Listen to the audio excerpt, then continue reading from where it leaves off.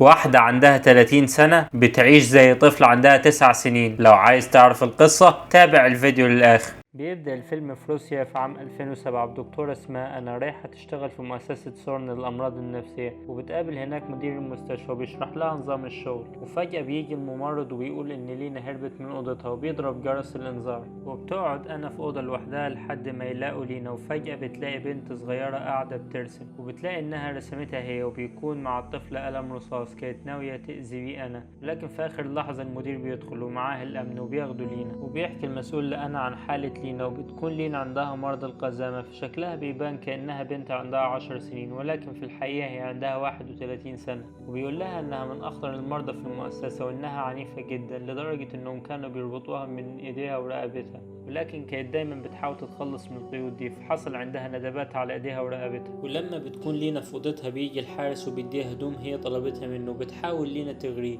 فبيدخل لها الحارس وفجأة بتمسك راسه وبتخبطه في الحيط لحد ما بيموت، وبتاخد المفاتيح اللي معاه وبتهرب من المؤسسة. ولما بتكون انا خارجة من المؤسسة عشان تروح بتلاقي لينا في وشها، ولما بتطلع من العربية ما بتلاقيهاش، فبتروح انا للمدير وبتقول له. ولما بتروح انا بتلاقي شنطة العربية بتفتح لوحدها، ولما بتروح تشوفها ما بتلاقيش حاجة، فبتقفلها وتدخل البيت. وأول ما دخلت لقيت لينا قدامها وضربتها بقلة حد على دماغها. وبتدخل لينا البيت وبتنظف نفسها من الدم، وبتدور في النت على الأطفال المفقودين، وبتلاقي بنت اسمها إستر مفقودة من 4 سنين، وبيكون في شبه كبير بينها وبين إستر. فبتقرر لينا تنتحل شخصية إستر وتعيش حياتها، وبتطلع لينا تلعب على مرجحة ورا لحد ما بيلاقيها ضابط شرطة، ولما بيسألها بتقوله إن اسمها إستر وإن أهلها عايشين في أمريكا. وبنروح لعائلة إستر الحقيقية، وهم الأب ألين والأم تريشيا والابن جونر اللي بيكون بطل في رياضة الشيش. وبيكون ألين حزين جدا على ضياع إستر، وبسبب كده بتكون الأسرة مش سعيدة. وفجأة بيظهر الضابط المسؤول عن قضية إستر، واللي بيقول لهم إن في أخبار جديدة عن القضية. وبتروح تريشيا لروسيا عشان تستلم بنتها، وبتبلغها الدكتورة إن في ست خطفت إستر وتعاملت معاها على إنها بنتها.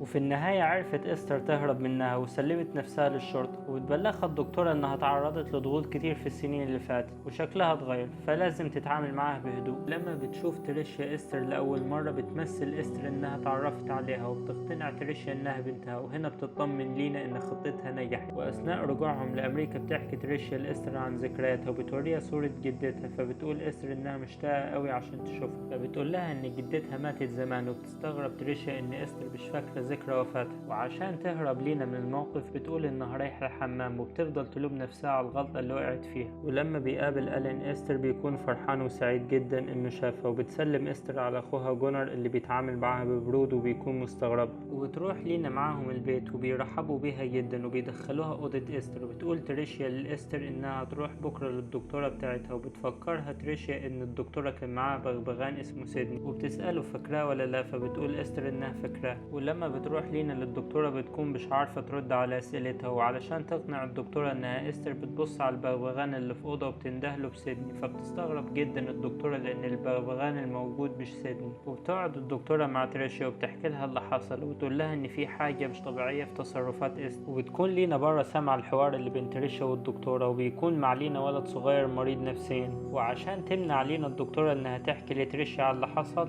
وتخليها تشك فيها بتقطع هدومها وبتصرخ، ولما بيسمعوها بيطلعوا ليها فورا. وبتقول لينا ان الولد الصغير هو اللي ضربها وقطع هدومها، فبتاخد تريشيا لينا وبتمشي. ولما بترجع لينا من عند الدكتور بتقابل ألين، وبيكون ألين شغال رسام وليه مرسم في البيت، وبيطلب من لينا انها تروح معه. ولما بتشوف الرسومات بتعجبها جدا، وبتوري لينا مهاراتها في الرسم الألين، وبتطلب انها ترسمه. وبيكون ألين مبسوط جدا من لينا. ولما بتلاقي لينا ان ألين اكتر واحد بيحبها في العيلة بتحبه هي كمان. وبتكون تريشيا معاها حفلة مهمة جدا، وما كانش ألين ناوي يروح معاها الحفلة بسبب ضياع إستر، لكن بعد ما لقيها بيروح معاها. وبتلاحظ تريشيا ان ألين بقى رومانسي جدا معاه، وانه بقى سعيد جدا بعد ما لقي بنته، وحياتهم كمان اتغيرت للأحسن. فبتدخل تريشيا مع ألين في علاقة، ولما بتشوفهم لينا بتتضايق جدا بسبب غيرتها على ألين، فبتقطع فستان تريشيا وبتمشي. فبتلبس تريشيا فستان غيره وبتمشي هي وألين، وبتوصي جونر انه يخلي باله من إستر. وبيجيب جونر صحابه وبيعملوا حفلة في البيت، وأثناء الحفلة بيجي الضابط المسؤول عن قضية إستر وبيسأل عن ألين وتريشيا، ولكن جونر بيقول له انهم مش موجودين. فبيطلب الضابط انه يدخل الحمام، وبيدخل الضابط أوضة إستر وبياخد اسطوانة عليها بصمات عشان يتأكد إذا كانت إستر الحقيقية ولا لا. لا. ولما بيوصل ألين وتريشيا البيت بتدخل تريشيا أوضة إستر وبتلاقي كتاب مذكرات لينا وبتلاقي فيه صورة ليها هي وألين وصورة للظابط. وبتكون تريشيا سامعة صوت المية في الحمام فبتكون فاكرة إن إستر بتستحمى، ولكن لما بتفتح الباب مش بتلاقيه. وبيطابق الظابط بصمات لينا ببصمات إستر الحقيقية وبيكتشف إنهم مش متطابقين وبيحس إن في حد دخل البيت فبيقوم عشان يطمن. ولما ما بيلاقيش حد بيرجع تاني، ولكن بيطلع مسدسه ويحطه على المكتب. وفجأة بتظهر إستر وبتطعنه في ظهره بالسكينة. وقبل ما بيموت بتسأله ازاي عرف انها مش إستر الحقيقية اذا كانت تريشيا نفسها ما اكتشفتش ده.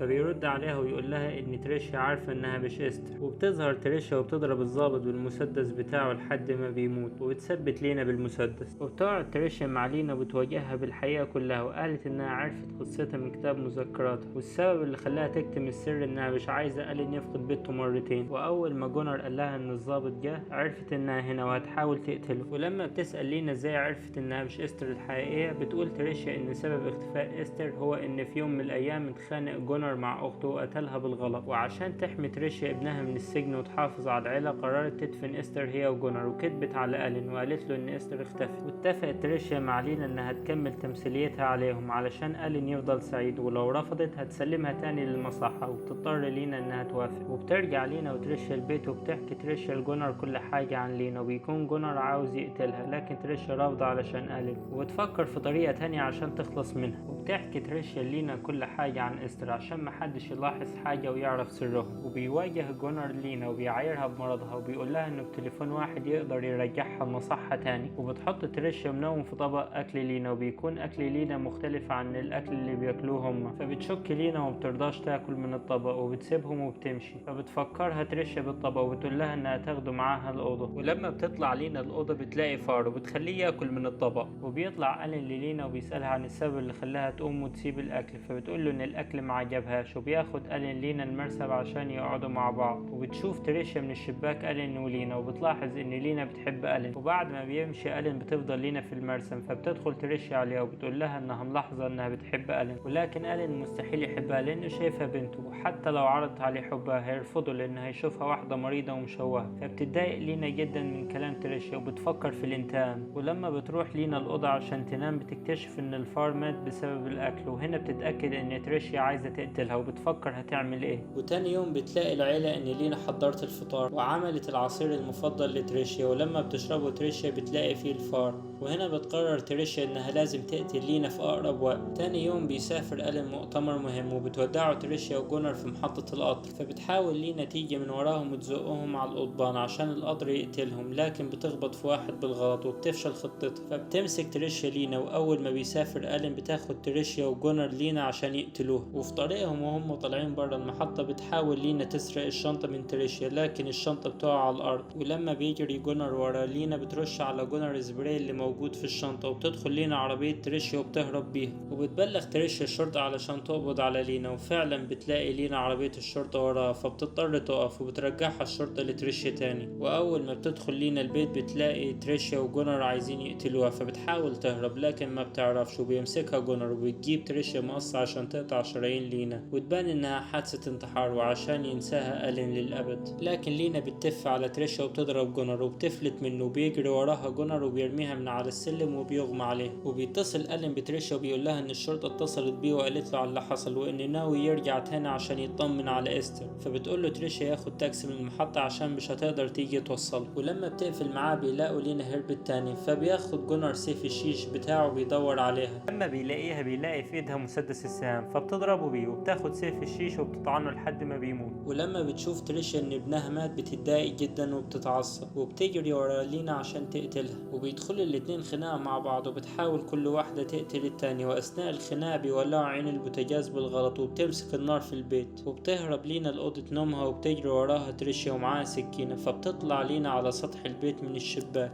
وبتطلع وراها تريشيا وبيجروا ورا بعض لحد ما بيتزحلقوا وبيكونوا هيقعوا، لكن في اخر لحظة بيتشعبطوا في سطح البيت. ولما بيوصل ألين بيلاقي البيت بيولع وبيشوف لينا وتريشيا على السطح، فبيقول لسواق التاكسي يتصل بالمطافي وبيجري علشان ينقذ مراته وبنته. وبتكون لينا لينا وتريشا بيحاولوا يوقعوا بعض لحد ما بيجي ألين، فبتحاول تريشا تفهمه حقيقة لينا لكن بتقع في آخر لحظة، وبينقذ ألين لينا ولكن طقم السنان اللي في بقها بيقع، وبيعرف ألين إنها مش بنته، وبتحاول إنها تقنعه بحبها لكن ألين ما بيرضاش، فبتزقه وبيقع وبيموت. وبتنزل لينا من البيت وبتطلع برا، وبتكون المطافي جت وخدوها مالية أيتام، وبيبان إن اللي حصل ده كله حادثة، وبتقدر لينا تحتفظ بشخصية إستر للأبد ومحدش بيعرف حقيقتها. وفي نهاية الفيديو لايك وشير وكومنت وسبسكرايب، واشتركوا في صفحتي على الفيس وعلى الانستجرام.